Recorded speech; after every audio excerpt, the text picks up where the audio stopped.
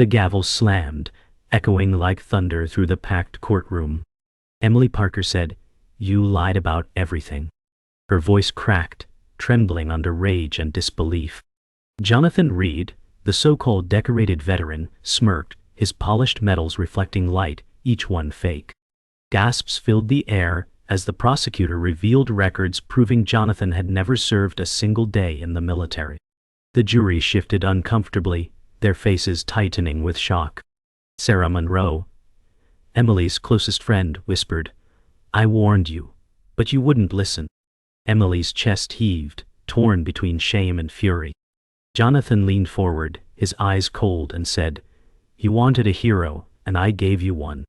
The judge's gavel hit again, silencing the rising uproar. What began as admiration now crumbled into betrayal, laid bare. Every illusion Jonathan spun was shredded, leaving only the raw sting of truth. The silence was heavy after the gavel's echo. Emily's heart pounded as the prosecutor's words drilled in. Every medal Jonathan displayed was a lie. She remembered the parades where she had proudly walked beside him, cheering for a man who claimed to sacrifice for freedom. "Sarah said he fed you fairy tales, Emily." Her voice was sharp, but carried a trace of sorrow. Jonathan stared at Emily, his eyes hard like glass. The jury leaned closer, waiting for Emily's next words. She wanted to scream, to crumble, to vanish. The betrayal burned hotter than shame. She said, "You made me believe in you." The words cracked as they left her lips, raw and jagged. Jonathan only smirked, enjoying the unraveling chaos he caused. In that moment, the courtroom felt like a stage where truth was finally dragging him into the light. Emily's mind flashed back to the first day she met Jonathan at a veterans fundraiser. He stood tall, medals gleaming, voice steady, shaking hands with admirers. Emily said, "I thought you were everything I had been searching for." He had smiled warmly, his charm wrapping around her like a blanket. Sarah's voice from the memory echoed, "Something about him doesn't feel right." Yet Emily had dismissed her doubts, clinging to the story of a soldier who had endured battles and scars. The memory twisted now, poisoned by truth. Every gesture, every word, was part of the illusion. Jonathan didn't want love, he wanted control. The courtroom air dragged Emily back from the memory. The sting of betrayal deepened, carving through her chest. Reporters scribbled furiously, cameras clicking in rapid bursts. Headlines would spread by nightfall. Emily lowered her eyes, trying to disappear into the wooden bench. Prosecutor said, "This is not valor, this is fraud." The words carried across the room like a hammer to glass. Jonathan's grin didn't fade, it grew. He thrived on the chaos, like every gasp was fuel. Sarah folded her arms, her gaze steady on him. The jury exchanged hushed words, already shaken. The judge slammed his gavel again, demanding order, but the storm had already broken. Emily whispered, "Why me?" No one answered. The weight of betrayal pressed against her chest until breathing felt like punishment. Judge Harrison's voice thundered, "Order in the court." His gavel cracked down like a gunshot. Yet the tension remained, thick as smoke. Jonathan leaned back in his chair, eyes sweeping the room like a conqueror. Emily stared at him, grief carved across her face. Sarah whispered, "He won't stop until someone stops him." The prosecutor nodded firmly, holding up evidence, papers trembling in his grip. The jury leaned in closer, their expressions torn between disbelief and anger.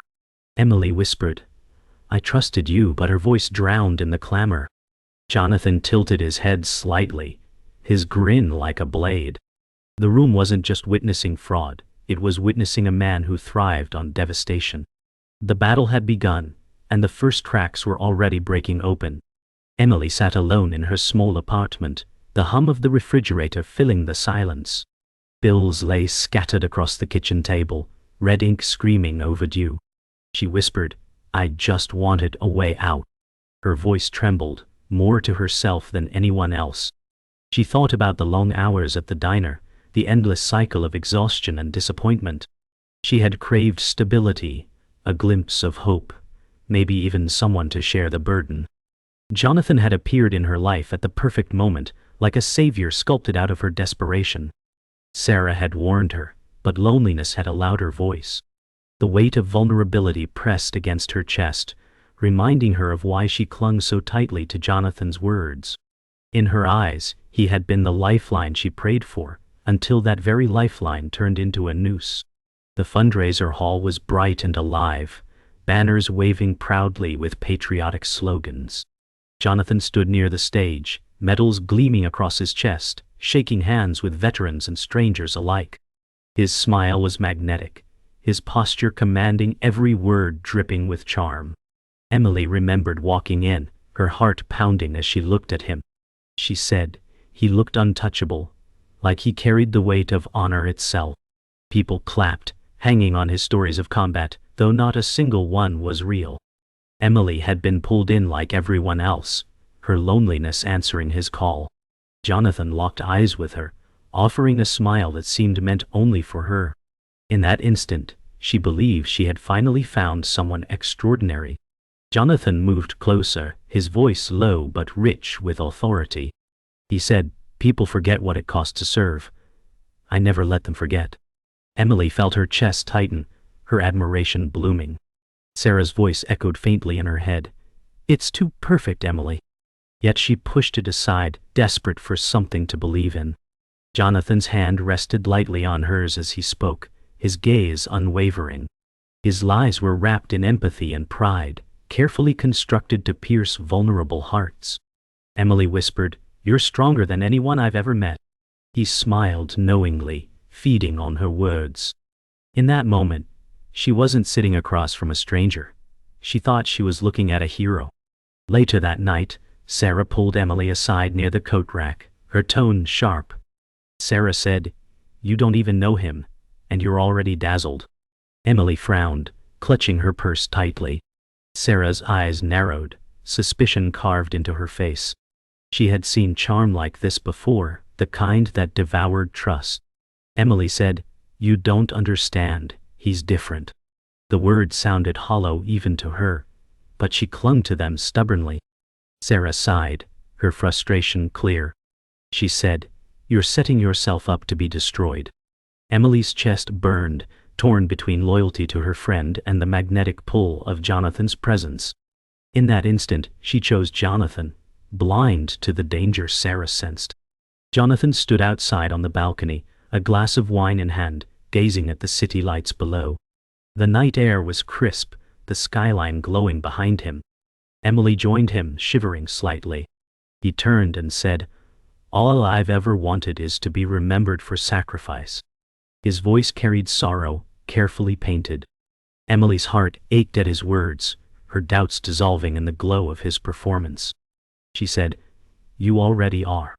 Her voice trembled, caught between awe and longing. Jonathan smiled, the smile of a predator cloaked in virtue. Behind them, Sarah watched from the doorway, her arms folded, her suspicion hardening into certainty. The illusion was complete for Emily, but Sarah knew the storm had only just begun. Jonathan stood before a crowded veterans' banquet, his voice smooth, commanding the room with every fabricated tale. He said, "We carried our brothers across the desert, never leaving anyone behind." Applause thundered as guests raised glasses, tears glinting in their eyes. Emily felt her chest swell with pride, her doubts washed away by his performance. Sarah sat at the edge of the room, arms folded, her gaze cutting through the illusion. Jonathan's words carried the weight of valor, painting himself as a warrior carved from sacrifice. Emily whispered to herself, "He's a hero." She wanted to believe it, needed to believe it. Every smile in the crowd cemented the con deeper, wrapping Jonathan in a cloak of borrowed honor. Emily signed the check with trembling hands, sliding it across the table to Jonathan. She whispered, "I want to help, to be part of something bigger." His eyes gleamed as he folded the paper neatly into his pocket. He said, "Your trust honors me." The small diner booth felt suddenly sacred, transformed by his words. Sarah's warnings gnawed at Emily, but she silenced them, drowning in the illusion of shared purpose. Jonathan leaned closer, lowering his voice, weaving new promises of projects and legacies. Emily's pulse raced as she clung to his every word. Her need for connection blinded her to the truth that she was not his partner, but his prey. Michael Hayes, Jonathan's hidden accomplice, arrived at Emily's office with a reassuring smile. He said, "I've reviewed Jonathan's projects and they're solid." Emily exhaled with relief, her shoulders relaxing. Michael's suit was neat, his tone measured, each word designed to build trust. In truth, he was the quiet partner in Jonathan's scam, the invisible thread binding the deception. Emily said, "If you believe in him, then I know I can too." Michael nodded, his eyes calm but cold beneath the surface. His presence sealed Jonathan's illusion, giving the con the stamp of legitimacy it needed. Sarah stormed into Emily's apartment, eyes blazing. She said, "This isn't right, Emily. He's taking advantage of you." Emily stiffened, clutching Jonathan's file against her chest. She snapped, "You don't understand him like I do."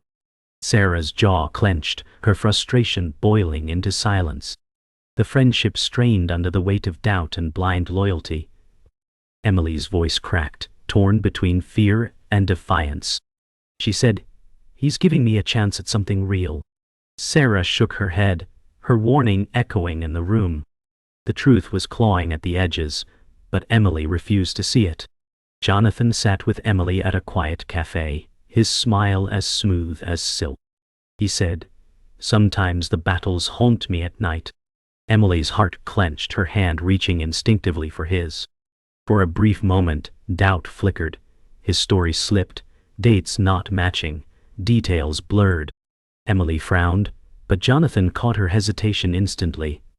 He leaned closer, his voice low and gentle, weaving a new thread to patch the hole. Emily said softly, "I believe you." The words tasted bitter, but she forced them out, desperate to keep the illusion alive. The seed of suspicion had been planted, but it would take time to grow. The quiet hum of the courthouse archive echoed as Sarah flipped through worn files. Her hand froze on a document, Jonathan Reed's service record. The page was blank, no deployments, no medals, not even a draft number. Her stomach dropped. She whispered, "There's nothing here." The truth sat in her palm like poison. She rushed back toward Emily, clutching the file. The weight of deception now had evidence carved in ink. Emily's faith would shatter, and Jonathan's empire of lies was about to collapse. Emily sat at her kitchen table, her face pale as Sarah laid the file before her. Sarah said, "He never served a single day." Emily's breath caught, her hand trembling as she flipped through the pages. She whispered, "That can't be true." Her eyes blurred with tears as Jonathan's medals flashed in her memory, once symbols of pride, now weapons of betrayal. Sarah's voice broke through sharply. "It was all a performance, Emily." The room felt smaller, suffocating under the weight of truth. Emily confronted Jonathan in the hallway outside his apartment. "But," her voice shook, "why is there no record of your service?"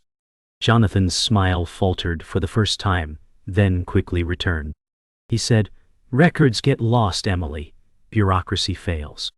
Emily's chest burned with fury, her voice rising, "You lied to me." Jonathan leaned closer, his words sharp. "You needed me to be that man, and I gave you what you wanted." The truth and manipulation twisted together, leaving Emily choking on betrayal. In a quiet corner of a bar, Michael Hayes finally showed his true allegiance. Emily thought she had an ally, but he leaned in, his voice dripping with venom. He said, "I was with Jonathan all along." Her eyes widened, her world spinning. Michael smirked, "You were easy to fool." The betrayal cut deeper than she imagined, because she had trusted him too. The mask of the trusted advisor crumbled, revealing the accomplice behind the curtain. Emily's trust shattered completely. At home, Emily collapsed onto her couch, clutching the file against her chest. She whispered, "Everyone lied to me." Her tears soaked the pages that had exposed Jonathan's fraud.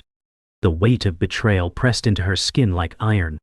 Outside, Sarah knocked, her voice muffled. "Emily, open the door, please." But Emily couldn't move. Her world was a shattered illusion, every memory poisoned by lies. The silence screamed louder than Sarah's knocks. For the first time, Emily realized the man she loved never even existed. The courtroom was packed, the air electric with anticipation. Judge Harrison banged his gavel, demanding silence. Prosecutor Daniel Carter rose with sharp precision and said, "The truth is undeniable. Jonathan Reed never served." Gasps rippled through the gallery as photographs and forged documents were held up for all to see. Emily sat rigid, her face a canvas of betrayal and grief. Jonathan's jaw tightened, but his smirk lingered like armor. Sarah whispered, "Now he has nowhere left to hide." The weight of every lie hung thick in the room, choking the last shreds of Jonathan's illusion. Emily stood, her legs trembling as she faced Jonathan directly. Her voice cracked, "You lied about everything, even about who you are." Jonathan's smile flickered, then he sneered, "You needed a savior, and I gave you one." The words sliced through the air, cruel and calculated. Emily's tears blurred her vision, yet anger fueled her voice. "I believed in you when no one else would." The jury leaned forward, every eye locked on the confrontation. Sarah's gaze burned into Jonathan, silent vindication. For the first time, Jonathan looked less like a hero and more like a predator cornered. Jonathan slammed his fist on the table, his voice booming, "This is all lies, propaganda to destroy me." Papers scattered across the floor as the courtroom erupted in chaos. Judge Harrison shouted for order, his gavel cracking like thunder. Prosecutor Daniel raised his voice above the noise, "You cannot fight the evidence." Jonathan's face flushed red, his mask slipping as rage overtook charm. Emily's hands trembled, but she stood taller, her pain sharpening into defiance. Sarah's jaw clenched, watching Jonathan unravel in the very arena where he had once thrived on applause. Emily stepped closer, her voice steady despite her tears. She said, "You stole honor you never earned. You stole trust I gave freely." Jonathan stared back, smirk replaced by a hollow glare. The jury's eyes burned with judgment, their whispers echoing like a tide. Sarah whispered fiercely, "This is the end of him." Prosecutor Daniel presented final evidence, forged signatures and falsified discharge papers. Jonathan's shoulders sagged, his defiance eroded under the weight of undeniable proof. For the first time, silence suffocated him. The final blow came as Judge Harrison's gavel echoed like a verdict from heaven.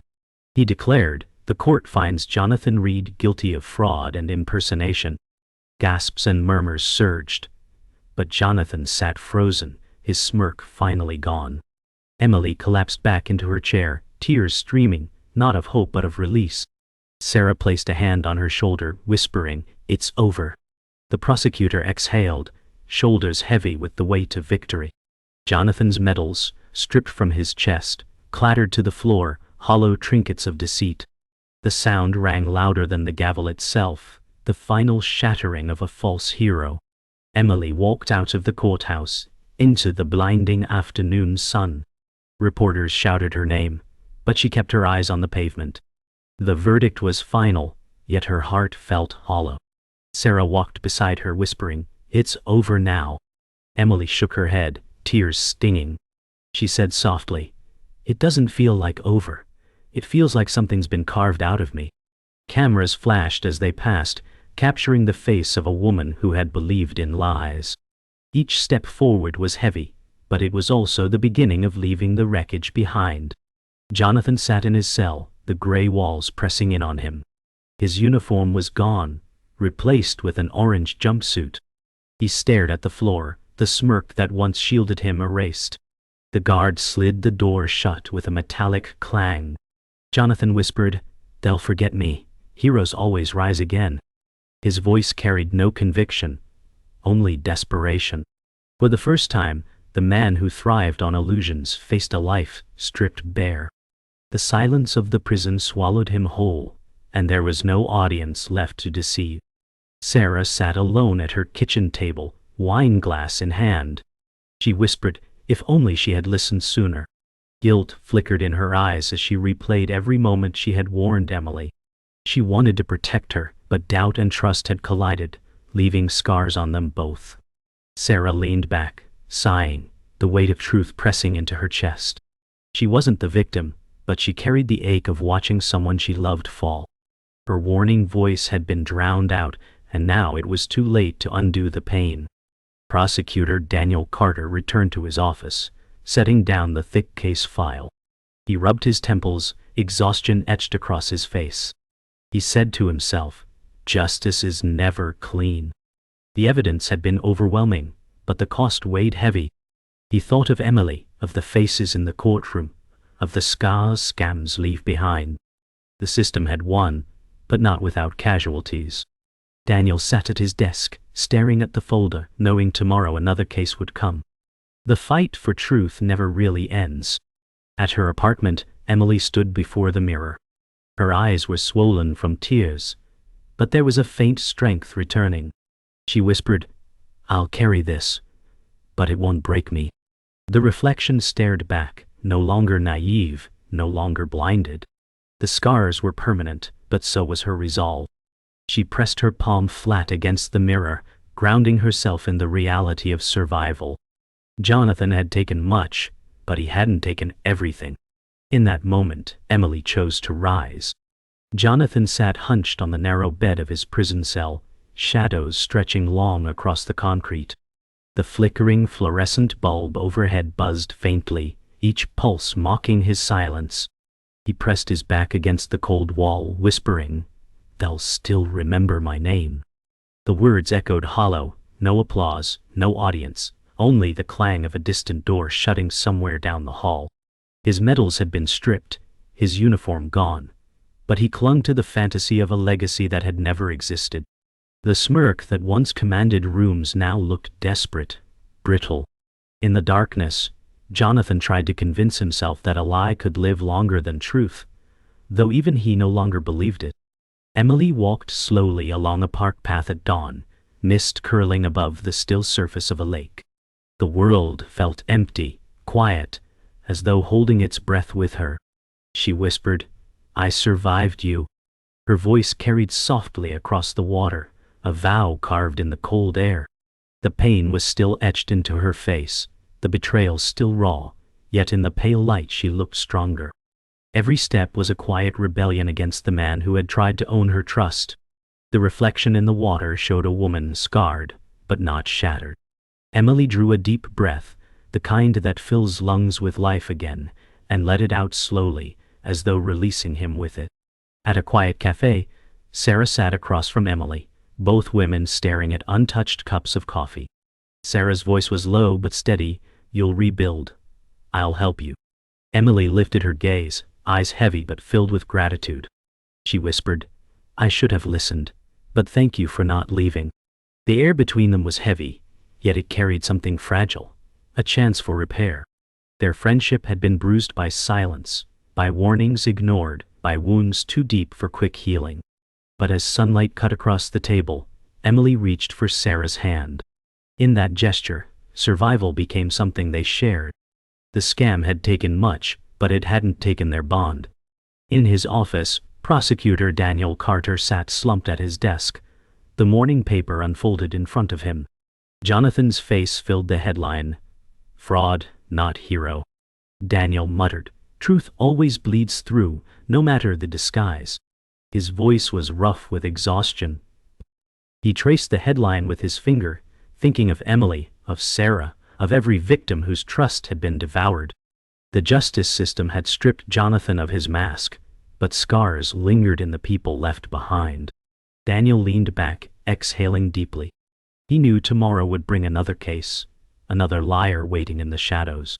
Justice was endless, but so was deception. And yet, as he closed the paper, he allowed himself the smallest relief. This lie at least had been buried. That night, Emily stood at her apartment window, the city alive with neon and streetlights beneath her. Her reflection in the glass stared back, eyes weary, lips pressed into a line of quiet resolve. She whispered, "You'll haunt me, but you'll never own me again." Across the city, Jonathan sat alone in his cell, a thin laugh, echoing in the dark, like a ghost refusing to fade. Emily pressed her palm against the glass, grounding herself in the promise of survival. The story did not end with triumph or with closure, but with scars, permanent reminders etched into every life Jonathan touched. The final sound was his laughter bleeding through silence, a chilling reminder that monsters don't vanish, they linger in the shadows of memory.